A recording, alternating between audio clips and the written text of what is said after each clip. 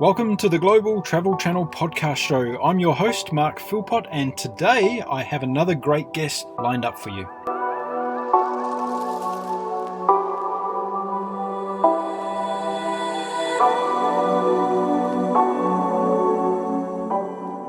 Have you ever thought about taking the ultimate road trip? First of all, where is it? Well, Highway number 1 in Australia is 15,000 kilometres long, and as such is the longest continuous highway in the world. Today on the show, I'm chatting to someone who has recently set out to tackle this enormous road trip. So why don't we get on with it and welcome my guest to the show, Mr. Mark Cunich. So Mark, welcome to the Global Travel Channel podcast show. Thank you very much for having me. How are you going? Very well, thank you. But funny, isn't it? Like 48 hours ago, did you think you'd be on a podcast show today? It was just the most crazy coincidence. There we go. I think we better tell the audience about that. Mark and I were collectively walking out, well, not collectively, independently walking our dogs yesterday in a park, and we literally bumped into each other, and then a few minutes later, Mark graciously, after I was almost stalking him, accepted the invitation to come on the show. So thanks very much for that. No problem. Yeah, I think you were halfway through interviewing me before you even told me you had a podcast. So there we go. Yeah, that's what I tend to do. So watch out, everybody that's out there walking dogs. I'm coming to get you. Yeah, he's on the case. So, Mark, what I normally do on my show now is I ask my dear guests to actually dedicate the episode to somebody. So, have you got somebody you'd like to dedicate this episode to? Yeah, I think I might like to dedicate it to my parents, who sort of gave me the travel bug as I was growing up, and they've been very supportive of all my choices in life, including this pretty big one about taking some time off and traveling around Australia. So, yeah, I think for my parents, and of course, Tiffany, who's decided to come along and enjoy it with me. That's a pretty huge step for her to take as well. So my parents and Tiffany. Fantastic. So you've edged your bets and put one both Exactly. ways on your parents and your partner, huh? Seems the safe way to do it. Good man. Okay, well, this is dedicated to them both, so you're going to have to make sure that they listen to the podcast now, aren't you? They sure will. Yeah, thank you. Very good. So you better tell the audience what your dog's name is. This is Kramer. He's sitting here with me. And Kramer, myself, and my girlfriend Tiffany are making our way around Australia in a new truck of ours. Fantastic. Well, we're going to talk about all of that today. Is this your first time on a podcast show? It sure is. So you're a virgin to the podcast world. Okay, fantastic. Well, I'll definitely be gentle with you. Thank you. But I can also warn you to expect the unexpected. Oh, okay. Now, road trip Australia. It sounds epic, and it is. And first of all, when I was doing my research, I actually, every time I do a podcast show, I learn something new about somewhere in the world. And today it was that Australia has the longest highway in the world. That's right. And it's Highway number 1. Surprise, surprise. Yep. So, and it's continuous. So I know that I'm going to get a lot of flack from my friends in America that are going to say, oh, the Pan-American Highway goes from blah, blah, blah, blah, blah. But we're talking 15,000 kilometres long here. So this is very, very epic. What made you guys decide you wanted to do this? I think it's something that most Australians dream of doing one day. And I think most Australians put it off until it's too late. And so we just sort of wanted to do it so we could see Australia. And we wanted to do it early while we had the energy and mobility and just while we're young. Let's talk about that, because it's a bit of a phenomenon in this country of Australia about this whole grey nomad generation that you're talking about. And it tends to be the case, and I guess it is across the world. There's the RV community across America, which tends to be more senior citizens than younger people, but it's changing. And I guess the same in Australia. Have you come across, and I know you're really into your trip, but have you come across more young people doing this adventure? Not quite. I mean, I follow quite a few people on social media, and there is sort of a movement for this van life lifestyle, which is more the young people thing rather than an RV or a caravan. It's converting an old school bus or converting a van of some kind, and it's a good way to save money whilst traveling. I haven't come across too many Aussies doing it. There's definitely a lot of foreign backpackers doing it. And I guess that's one of the things that got us sort of motivated. You meet all these, 20-year-old backpackers who've seen more of Australia than us. It makes you feel a bit stupid. Can I ask you to tell us your rough age range where you guys are at? Yeah, so we are mid-30s. Mid-30s. Well, I'm 36, and my girlfriend's just 31. Okay. So yeah, it's probably a lot younger than what we would typically say about somebody traveling around Australia in a van, right? Yeah, definitely. And we probably have a slightly different experience because we have a few years on some people. We're into bushwalking and trekking, and so there's stuff around the place that we can do now that we might not be able to do in, say, 30 years' time. Yeah, that's a really good point. So let's talk about a lot of listeners that come on to my show and listen to the show. They kind of listen to what my guest has done or is doing, and they go, right, how can I do that? What are the steps towards being able to achieve that? So let's go back to the beginning and that whole planning stage of, I guess the first thing was getting a vehicle. Is that what you did first? Yeah, and that's totally a daunting process. I have only ever owned one car in my life, a hatchback, and so I know nothing about vehicles. I've never had a four-wheel drive or a caravan or anything like that. So I'm very, very new to this whole thing. I started off looking at a four-wheel drive with a pop-up roof tent because I wanted to get out and about off-road and have a vehicle that I didn't have. I didn't really like the image of a caravan or a trailer. So that four-wheel drive image is what I had in my mind. But the more I looked into it and the practicalities of day-to-day living, it seemed like it was going to be more camping than living. A little bit of roughing it. A lot of people have, kitchens that pop out of the side, and you're standing up next to the vehicle, and if it's raining, you're in the rain or under a cover. I wanted something more self-contained because I'm working on the road as we go. So that sort of pushed me away from pop up this and pull out that to something fully contained. So I was looking at motorhomes, but again, it's that Grey Nomad sort of image everyone's got of a Winnebago that I just couldn't get my head around it.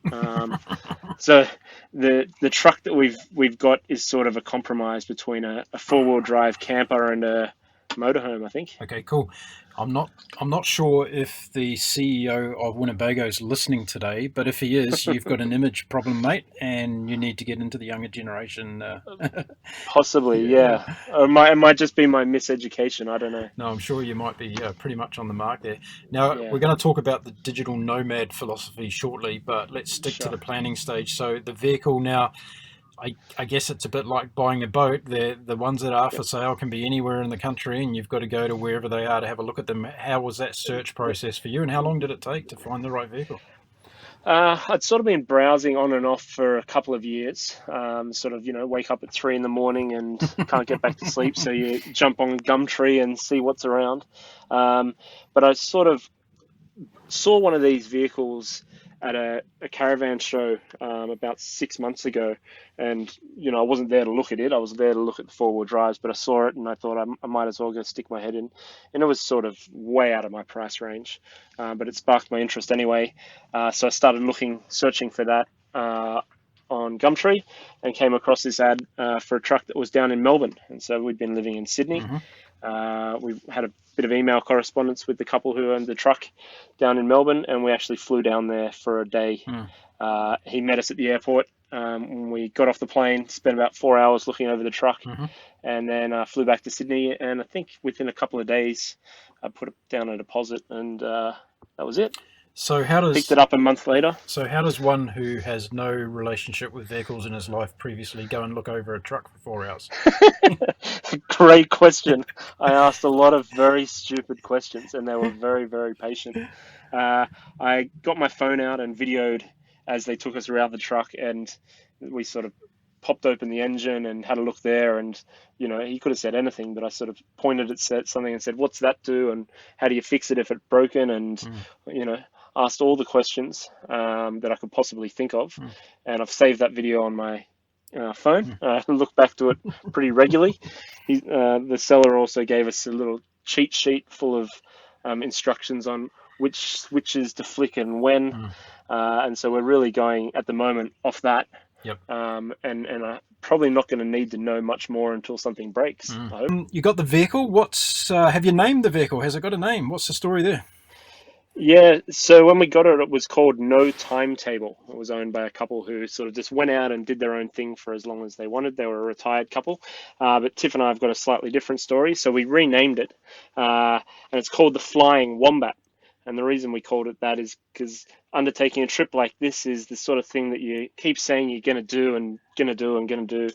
And one day I'll just do it until your friends say, yeah, when pigs fly, then we'll do it. Well, pigs do fly, or at least wombats do. So we've got the Flying Wombat. It's about just That's embracing it terrific. So and we've got just to watch doing it. out for the flying wombat on the streets and roads of Australia. Yeah, keep an eye out. Cool. Yes, exactly. See you out there. Fantastic. Yeah, Now, you talked about 2-year journey to find the vehicle. So yeah. obviously this has been in the planning for quite some time. Was that the extent of the duration? Was it been 2 years or? Yeah, I mean, I think traveling around Australia has always been a dream. Mm, Um, and I've probably been looking for 2 years at a truck, probably with not much of an intention of buying anything, but just part of that dream of one day it'll happen. mm. Um, and I just know that sort of process can drag on and on and on. And I thought I'm better off buying a truck that's not 100% perfect, but it's one that I've got, rather than waiting another 2 or 3 years for something that's better. Yeah. So yeah, yeah, we sort of jumped into it from the time that we saw the truck. It was probably only a couple of months before we were on the road. Was it one of those epiphany moments where you and Tiffany were looking at the screen of your computer going, yes, that's the one, that's the one? I think so. Yeah, I think so. Mm. I mean, there's so many different options that you can probably see yourself in a number of different vehicles, but I think this one for me, it really spoke out. Now, It's a bit different. It's the sort of thing on the day that we picked it up from Melbourne and we started driving it back north. We're on the highway, and two highway cops went past on their motorbikes. One of them slowed down right next to my passenger window and drove next to us for about 10 seconds staring at us. And I thought, oh my God, what have I done here? So I started checking everything, and then turned back and looked at it, and he just gave us the thumbs up and sped off. oh, very good. So it's this sort of vehicle that sort of stands out as being a bit different. And that's the kind of interaction Sort you want with police all the rest of the way around Australia as exactly. well. Yeah. Yep, exactly. Now, we are a podcast, so it's a very audio-based show. I'm going to ask Yep. you to try and explain this vehicle to our listeners in a way that, we can understand a little bit of what it looks like and what's inside it. Yeah, so it's a 6-ton Mitsubishi truck, the sort of thing you'd see a courier driving around in, but rather on the back, rather than having a big box, it's got a big box that's got a house inside of it. So inside the big box, we've got a double bed at the back. In the middle, there's a kitchen with a sink and oven and stove. Off to the other side's a bathroom with a toilet and shower. We've got a full-size fridge. And then towards the front, between the back area and the driving cabin, we've got a couch which doubles up as a single bed as well. Fantastic. How long is it? I keep saying 6.5 meters, but I haven't actually got a tape measure out to check that. Because all the things you just described just sound like it fits in something that's about 40 feet long. Yeah, it is tight. Everything's in here is pretty compact, but it is still smaller and easier to move around, I think, than a towing a caravan. And so that was one of the draw cards for us. So minimalistic living, how's it going? Like how was that? How was that first couple of nights in the truck? I think it's mainly to do with the confined space. The hallway down the middle's less than a meter wide, so we can't both be standing up or walking through at the same time. So it's the space that's the constrictive part. In terms of storage, we've probably got about I'd say 40 liters of cupboard space each, and that's for all of our clothes and shoes and books and work and everything. Around the back, there's a boot which we've got crammed full of stuff, but so far so good. I've got cupboards full of clothes back in Sydney that I don't think I'll ever need again after going through this. I'm sure you won't. I'm sure you'll get rid of more stuff as well that's in the truck today. Yeah. What about the the confinements of sleeping in a vehicle like that for the first time? Was there any noticeable difference from that point of view? Not particularly. The bed only has one side you can get out of, so it's cozy. But not impossible. We've both been camping before. It's definitely bigger than being in a tent. But yeah, smaller than a house. It's just, compromises. Yeah, sure. Yeah. Okay, so you brought the vehicle, and what was the next part of the planning process? Had you already decided kind of which way around Australia you're going to go? We're still figuring that out, I think. Mm-hmm. The biggest decision, other than, or probably ahead of buying the vehicle, is what happens to the rest of your life. It's a sort of pretty disruptive decision to make. So the first real step was to sort of figure out when it was all going to happen and how we're going to make it happen. So that's really what came next. We decided that we'd try. So we bought the truck earlier this year, and we're heading up and down the east coast of Australia for the first few months to sort of test the waters. Yep. And then from here, we're up in Brisbane at the moment. From here, we're going to head down south and make our way clockwise around Australia. Oh, okay. So you've already determined that, yeah. That's the first big decision. But which roads we take, how far inland we go, they're all pretty major questions as you do the 15,000 k around Australia. And we haven't quite got to that stage yet. What are some of the paramount things that you've put on your planning sheet in terms of making sure you've got ticked off before you really get underway with this? In terms of planning for the vehicle? Well, everything, the whole part of the trip, like. Yeah, we're both trying to work along the way. There's some people out here who I've met along the way who are saving up and then doing the trip, and then until they run out of money. We're trying to work as we go. So really planning that, how that's all going to work, has been pretty key to getting things on the road. So what do you do as a gig? So I run overseas medical and dental conferences. So it's a travel business. We take doctors and dentists from Australia overseas for a conference and a tour. So there are about 8 staff in our company, and half of them work remotely anyway. And I've been based in Sydney. And so it's just really adapting to be able to work from anywhere to do that. Nice. How long have you been doing that for? So it's a family business that my parents started running in the early 90s. And I was traveling with the groups overseas as a kid. And then about 10 years ago, I joined full-time, and I've been doing it full-time since then. It's not a bad gig to be doing as a kid. Yeah, it was really good. Yeah, so good family holidays. Which part of the world inspired you the most as a young kid when you were traveling doing that? A couple of the early trips we did were to Southeast Asia.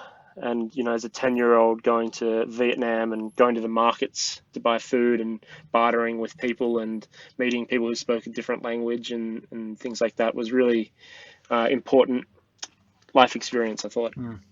I speak to a lot of my guests on the show about that kind of thing, and they talk about, the things that are in your face a little bit more when you go to places like that. Is that something you remember as well? Yeah, definitely. There's no particular thing that stands out, but it was so far different from where we were living on the south coast of New South Wales in the small fishing town. That was so distant that it was all fascinating. Now, you're from a place called Kiama, is that right? That's right. Yeah, about 2 hours south of Sydney. So if you're listening to this podcast today, I highly recommend you get to Kiama at some stage in your life. It's a very beautiful part of the world. It is. And I've been fortunate enough to not only go through there, but actually stay there for a bit. So it's a great spot. Okay, so back to the trip now. What kind of budget does one kind of come up with on a daily basis to do something like this? We're still trying to figure that out. Our truck can go sort of off grid. We've got solar power and water and toilet and things like that, so we can go off road and sort of live remotely. We haven't done a whole lot of that yet, just because we've been on the East Coast, but I think that would cut down your costs quite a bit. At the moment, we're paying for accommodation, and that can range anywhere from $15 to $40 per night to get electricity and water and bathroom facilities.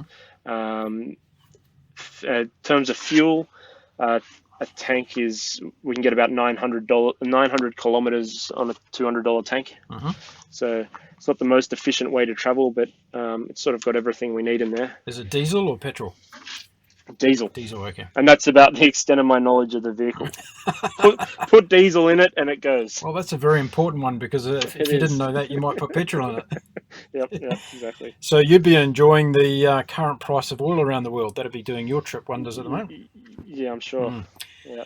So yeah, I guess the variation in cost is a big one. Do you know if there's anything out there yet like the is there such a thing? I need to look this up. Is there such a thing as like Airbnb for caravanners where you can pull into someone's property and hook into some power and water and pay a Yeah, fee for a night?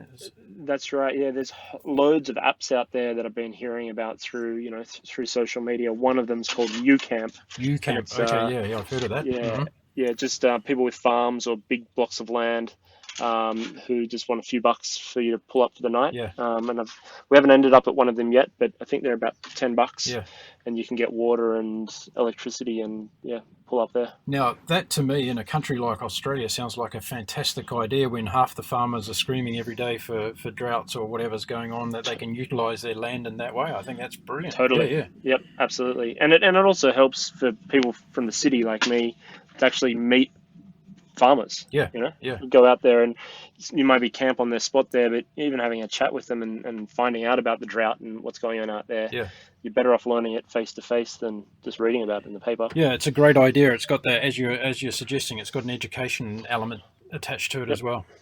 Yeah. So what about state forests and all that sort of stuff? What are the laws around driving your big fat truck into a state forest for the night and hooking up there?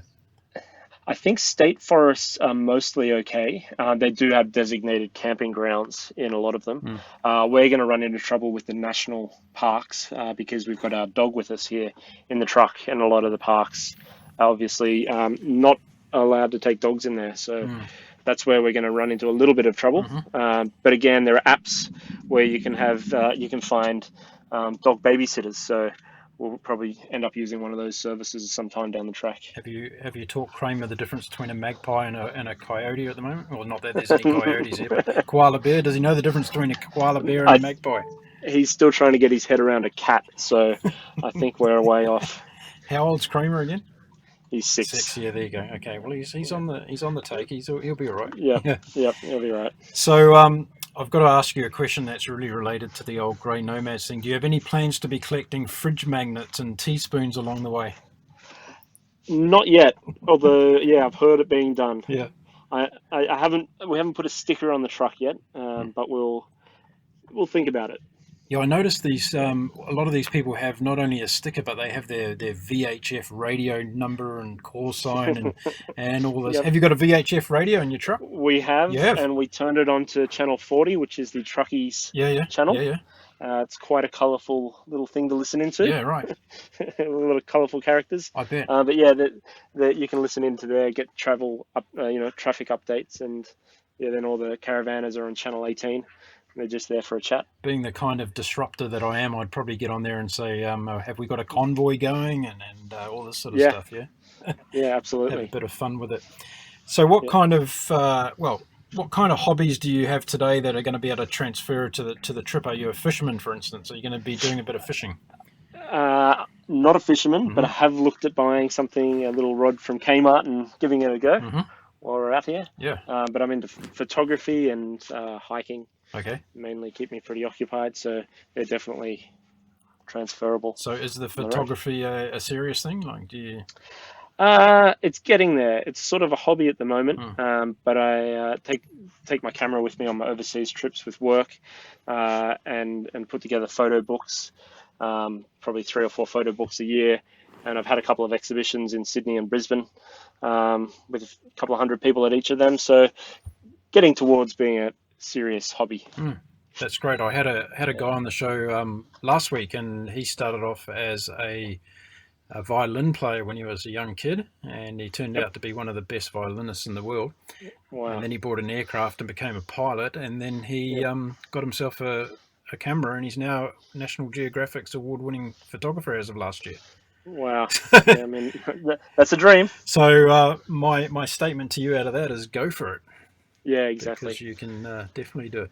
Now, we talk about this 15,000 kilometre journey as though it's nothing, but it really is something. It's a huge country, Australia, and a lot of people don't understand the magnitude of it.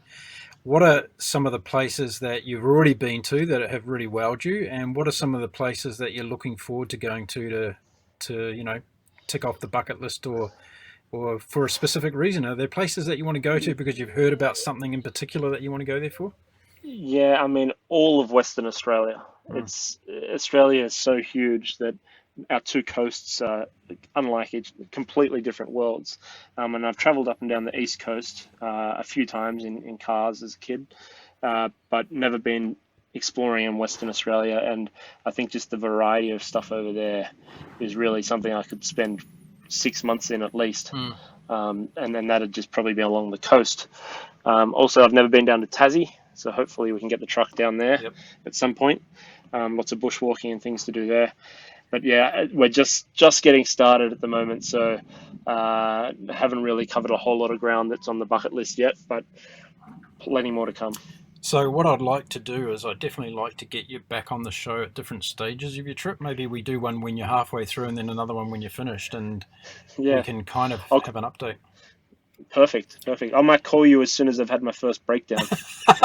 Yeah, don't call. Sorry, as the truck has a breakdown, not me. I was going to say, don't call me to help you fix your truck. That won't be happening. But so I guess in terms of, a lot of people are listening today who are sitting on the edge of that precipice where I want to change my life. I want to go and do something like what Mark's talking about today. How do I actually make that first step? What are some of the fears that you overcame in changing your life to do something like this? I think breaking out of the norm is probably the hardest thing. And why is that? Why is that? Tell me why that is. I don't know.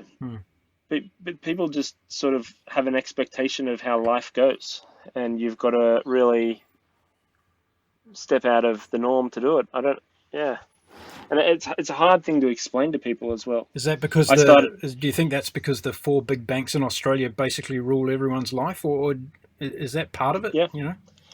That's part of it, but there's just a socially accepted, finish school, get a job, work, retire, and then maybe when you retire, when you've earned it, then you can travel around Australia. And I think that's not really necessarily the order that it needs to go in. So was it because you travelled with your family business that you kind of broke out of that mold?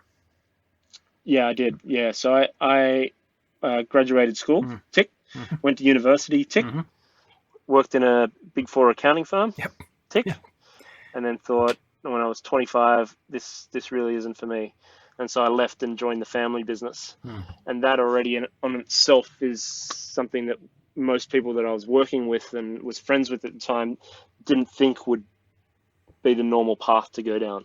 So even leaving a Big 4 job was a strange one for some people to get their head around. But I think part of it's, you don't need to really worry what they think. This sort of decision and changes and things, it's not for everybody, and you don't need to convince other people it's the right thing to do. I know in my own heart that this is the sort of thing for me, and it's makes it easier. Don't have to try and convince anyone about it. So let's chat about that transition, because I think it's really interesting. I think a lot of people fear losing that connection they have to those people that they're associated with in their current life. So when you change your identity from a specific job and you go off to do something like this, it's first of all, it's something that, as you just said, a lot of people can't relate to because it's not their thing. And the second thing is you start meeting new people in your life because you're putting yourself out there in a new environment. Would you agree with that? Absolutely. I think I've probably got the advantage that because of my work, I travel quite a bit each year. So I spend probably almost half the year each year overseas with a different group of doctors or dentists traveling somewhere in the world. And during that time, I'm sort of disconnected from my core group of friends and their day-to-day social activities. So there are events and things that I'm missing regularly each year. And it made it sort of a little bit easier to make the decision to leave for an extended period of time because I'm maybe a little bit more used to that than other people. But at the same time, we've got internet in the truck, we've got phones, I'm chatting to friends every day. It's no different me being here in the truck than in Sydney and not catching up with them even though they live 2 kilometres away. Still chatting online. Like I would every day. Do you think that scenario that you just talked about is going to change over time as you get more into your trip? Do you think you're going to become more disconnected from devices? It's hard. I genuinely am addicted to my phone, and I've just installed a rather expensive antenna on the front of the truck so that I can stay connected for work purposes. So trying to disconnect at the same time is going to be hard. But I think just trying to break the routine is probably going to be the key to it. And that might be that each morning and each evening when I would be on my phone, I need to be out there walking and exploring and sitting at a bar, having a chat to people I've never met before. It's probably the way forward. This is interesting because if we go back to the Grey Nomad generation, they could say, well, we do it and we've got no distractions. We've done our work life. We've disconnected from all of that and we're out here fully in the now, living in this. Do you think you're going to be able to do the same thing? Eventually, yes, I think so. But I mean, I don't think you have to sacrifice friendships and connection to do this. I think it's just finding the healthy balance. Yep. And it'll take a while, but we'll get there. So you've obviously been traveling for a long time in your life, despite your age. And what would you say, you know, this is a travel show after all, what would you say travel has given to you over the years? What's it made you more conscious of? Good question. Appreciating what we've got in Australia is definitely one of the things you learn. You know, traveling in Southeast Asia or South America or Africa, you sort of see the way people live differently, and it makes you appreciate some of the things we've got.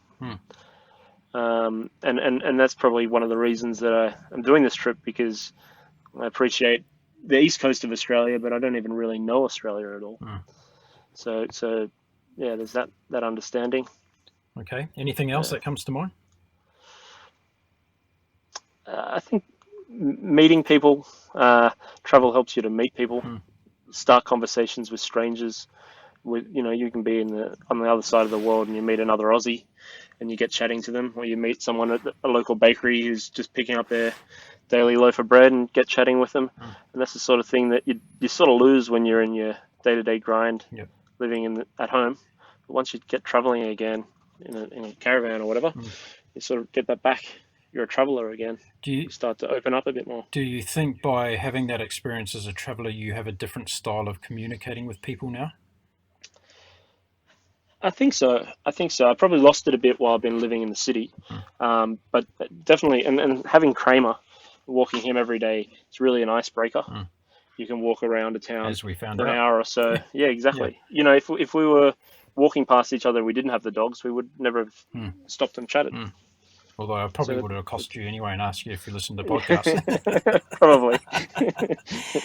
So no, that's a good point though. I think traveling does make you, I don't want to say more extroverted, but I think it makes you more open to having that extra connection with people than what you described about being in the city in a job every day and head down, bum up, that kind of mentality, right?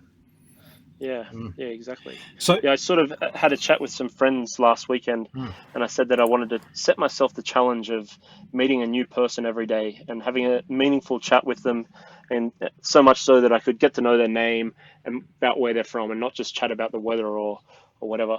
And that was only 3 days ago, and then already I've met you, and there we go. Yeah, here we are. Fantastic. So what are you going to do with that? Like, are you going to journal that? Are you going to put it into a blog, vlog, or some other way of being able to archive it for memories, or what?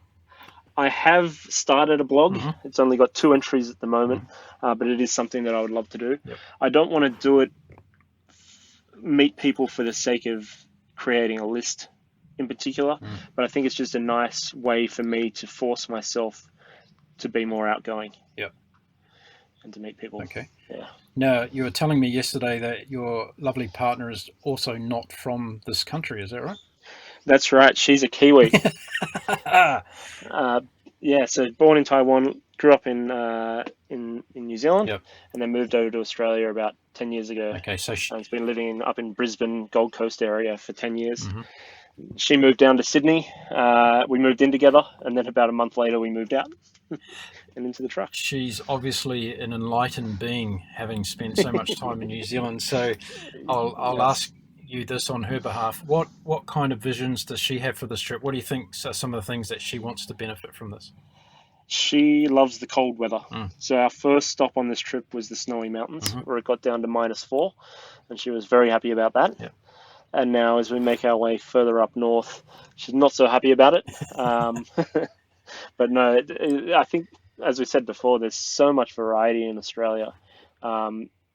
we're both going to see so much stuff that we didn't even know that we loved. Yeah. And in terms of what we're seeing, in terms of from a personal experience, I think she just loves adventure as well, and being able to get out here and live a different life is definitely something that she's always wanted to do.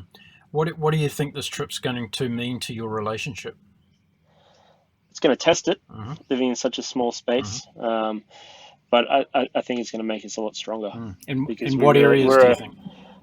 Well, we're really a team here, Yep. And it is 24 hours a day, except for this week where she's off in Taiwan for a week. But you know, every little thing that you would normally do living in a house, going shopping, I'll just pop down to the shops. You can't just do it on your own. It's a team effort. You've got to make sure we got the fuel to get to the shop, to plan it, to park, and every decision's together.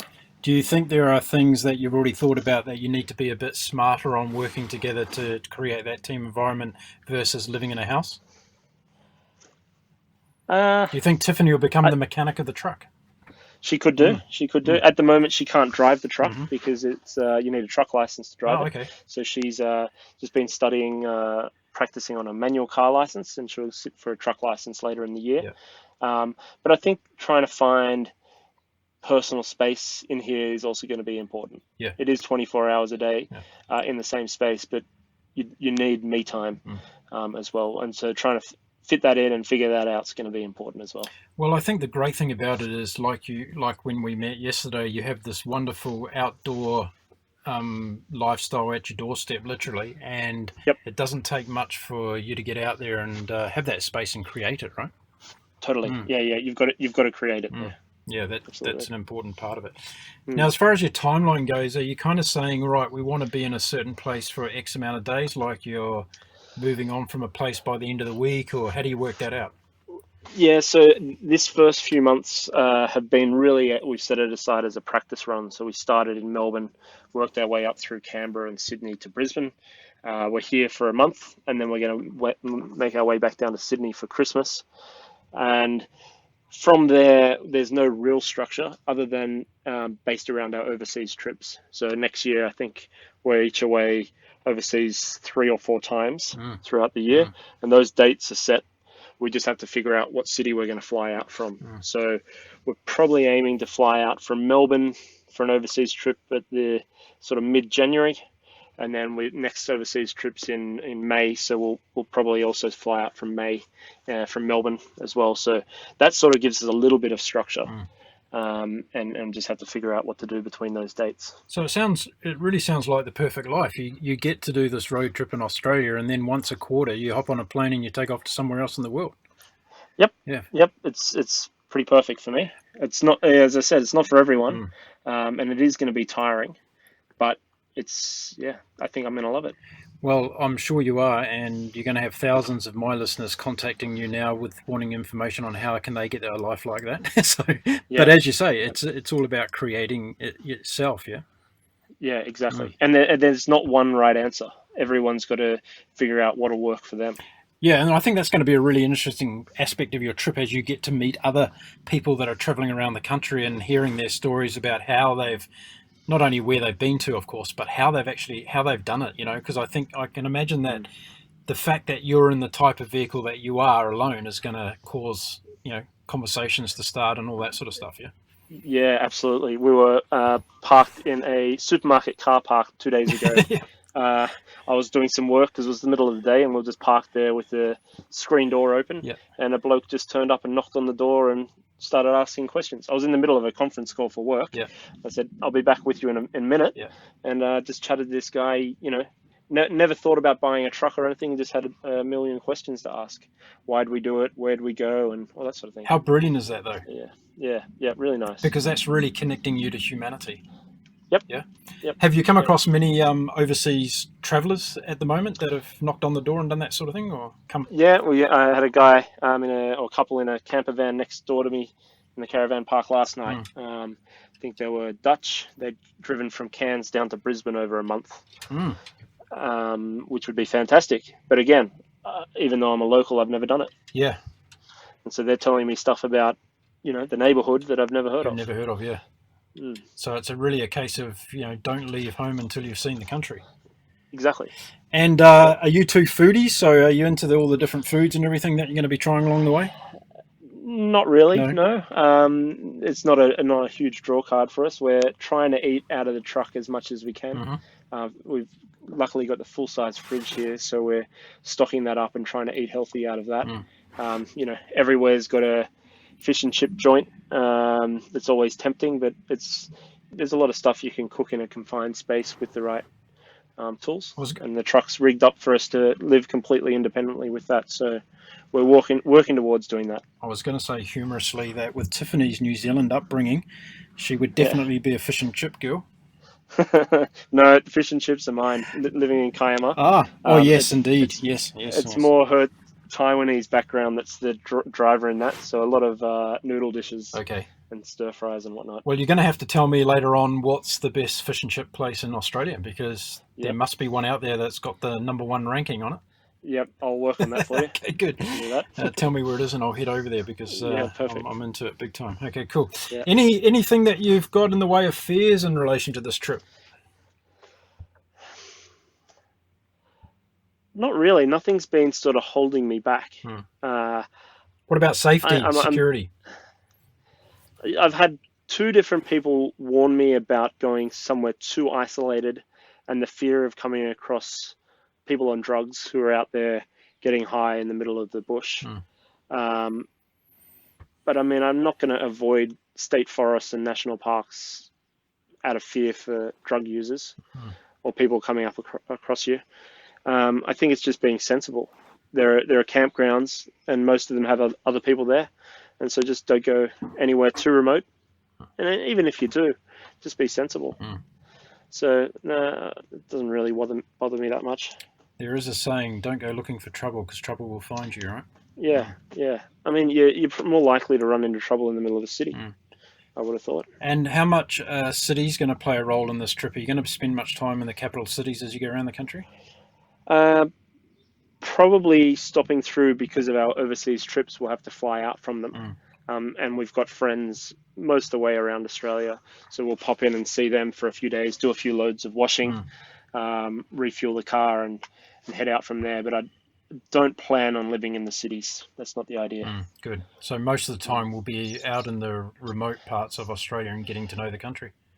Exactly. In just small country towns. They're fascinating. And to spend a couple of days there in a one pub town. Just get to know the name of the guy behind the bar. Yep. That sort of thing. What's on the playlist? We're still trying to figure that out. The truck's got a very poor sound system. And so we're on podcasts at the moment. I was going to suggest one for you, actually. Yeah, I just started it yesterday. So, there's 61 episodes for you to catch up on before you listen to this one. I've done my best in the past 24 hours. What's your favourite so far? Who was I listening to? Put you on the spot. I got halfway through the guy who just sailed around the UK. Oh, Neil, that was epic. Yeah. That was epic. Yeah. Who would even come up with the idea of sailing around the UK in a dinghy? Wacky. Yeah. Yep. But you got to stay out of pubs because that's where that started. That was a pub bet. So don't go into too many of those rural pubs and you'll get yourself into trouble. Yeah. So what about going through the Red Centre? How's the logistics of the trip going to work as far as geography? That we haven't figured out yet. At the moment, we've only been talking about the coastal route around the outside. Tiffany and I actually met at Uluru 2.5 years ago on one of my conferences. So we had a conference out there at Alice Springs in Uluru.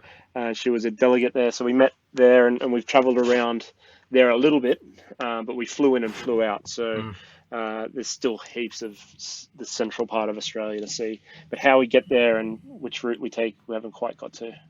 Well, I've heard it said a number of times that you can't go around Australia without going through the middle of it.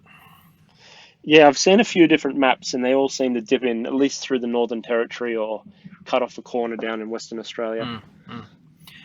And how much of a side trips are you going to take when you get to places like Cairns in the far north where you got the Barrier Reef and all that? Are you going to spend some time enjoying that sort of thing? I think so. And that's what makes this trip so difficult to sort of plan out, because we'll arrive somewhere and chatting to people in a caravan park, they tell you, oh, we had the best trip for 2 days out here, or we did this for 3 days. You really have to just go and see it for yourself. And so it may end up going on and on and on. Yeah. But, is there any plan on how long this is going to be in your lifetime? It's hard because it's going to be broken up so often with our overseas trips. It's going to take a while to do it. I would have thought that a year of straight traveling would be a good starting point. And by the time we add in our overseas trips, it's looking like a year and a half or two. So that's roughly ballpark what we've been discussing, but shorter or longer, time will tell. Well, I can tell you now, I bumped into a couple basically where you are now the other week, and they said exactly the same thing, and they've been going 11 years now. And they're a young family, so they're not grey nomads yet. So be careful what you wish for. yeah. You might have to cut that part out of the interview because I don't know how Tiff will take to that. Okay, I'm sure she's got other life plans as well. Yeah. So what about? And that's part of what really got us started as well. Is that Tiff's a dentist, and she's been working for the past 10 years, sort of 6 months or a year or 2 years at a job here and there. But really for her work, she needs to, well, she doesn't need to, but generally dentists would settle down in one spot. And we wanted to try and get in a trip like this before she did settle down. Because once you are locked in, you're locked in. So is she going to be able to do any kind of mobile dentistry when she's on the road, wouldn't you? We have discussed that. There are some trailers that you can buy and pull along and do remote dental work, and she's done a bit of that up in the Northern Territory over the past couple of years.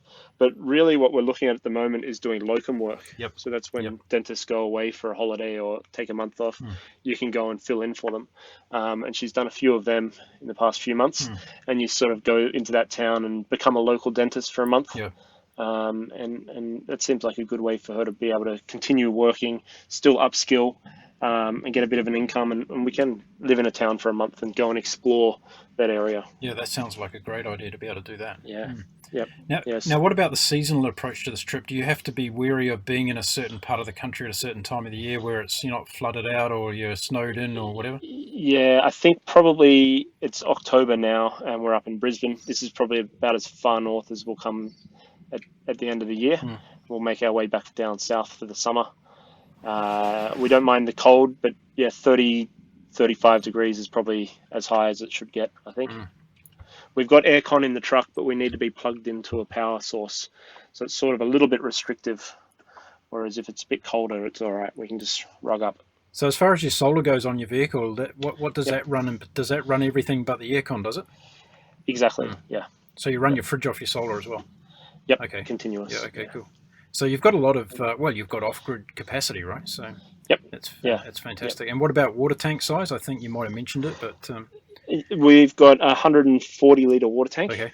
And grey water. All the water on board is drinkable. Yep. We've got a shower on board. We haven't been using it. We've been using the campground showers or showers at friends' houses as we stop by. Yeah.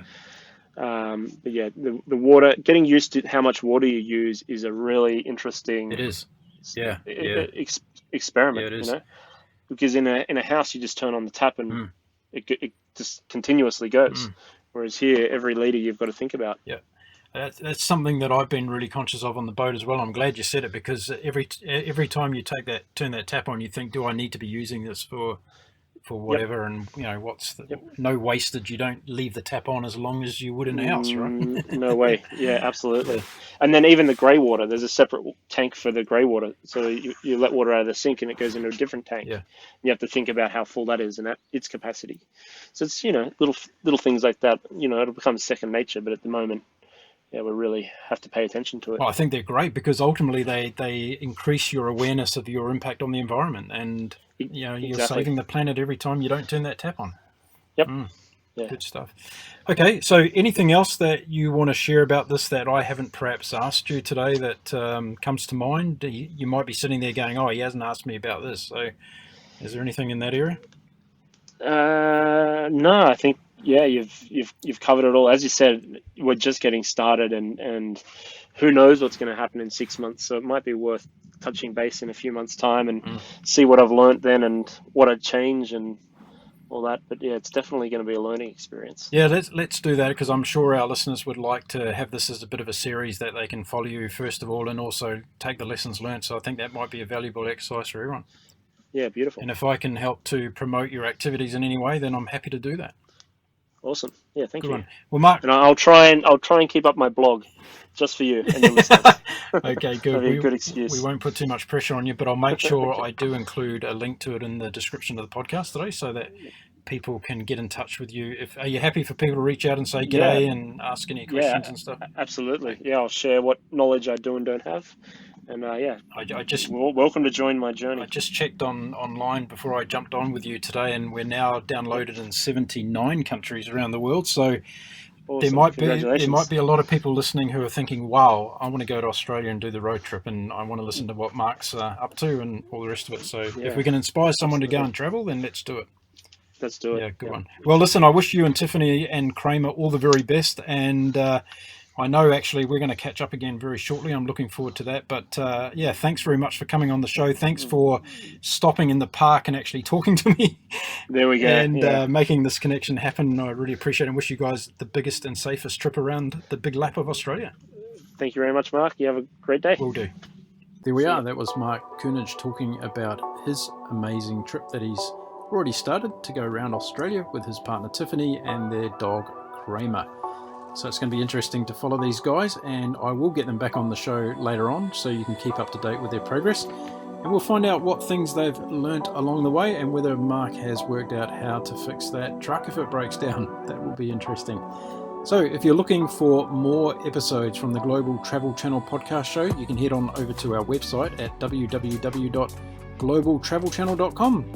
And if you want to download them, then you can head on over to Apple iTunes, Stitcher, Google Play, Spotify, iHeartRadio, and a host of other locations, which are all listed on our website for you to download them.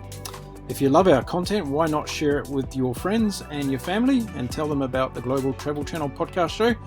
We're trying to increase our global audience as we go, so that would be much appreciated. Okay, that's it for this particular episode. I look forward to speaking to you again shortly. My name is Mark Philpott. In the meantime, I wish you all bon voyage.